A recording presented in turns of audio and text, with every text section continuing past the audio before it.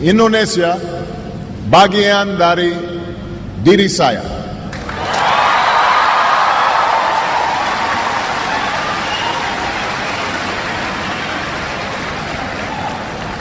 I first came to this country when my mother married an Indonesian named Lolo Sutoro.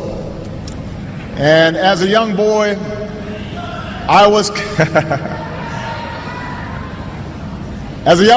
coming to a different world. But the people of Indonesia quickly made me feel at home. Jakarta looked very different in those days. The city was filled with buildings that were no more than a few stories tall. This back in 1967, 68, most of you weren't born yet. The Hotel Indonesia was one of the few high-rises, and there was just one big department store called Sarina. That was it.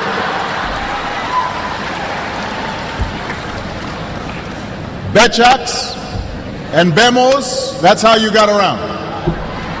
They outnumbered automobiles in those days. And you didn't have all the big highways that you have today. Most of them gave way to unpaved roads and the kampongs. So we moved to Menteng Dalam, where, hey, some folks from Menteng Dalam right here. And we lived in a small house. We had a mango tree out front. And I learned to love Indonesia while flying kites and running along the paddy fields and catching dragonflies, buying sate and bakso from the street vendors.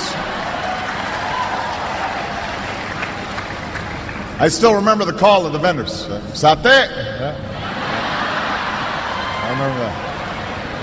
Bakso. Enak, yeah?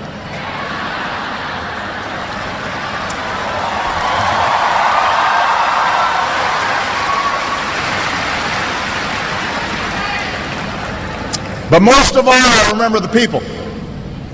The old men and women who welcomed us with smiles, and the children who made a foreign child feel like a neighbor and a friend, and the teachers who helped me learn about this country.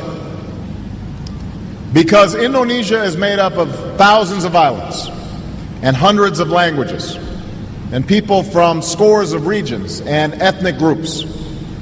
My time here helped me appreciate the common humanity of all people. And while my stepfather, like most Indonesians, was raised a Muslim,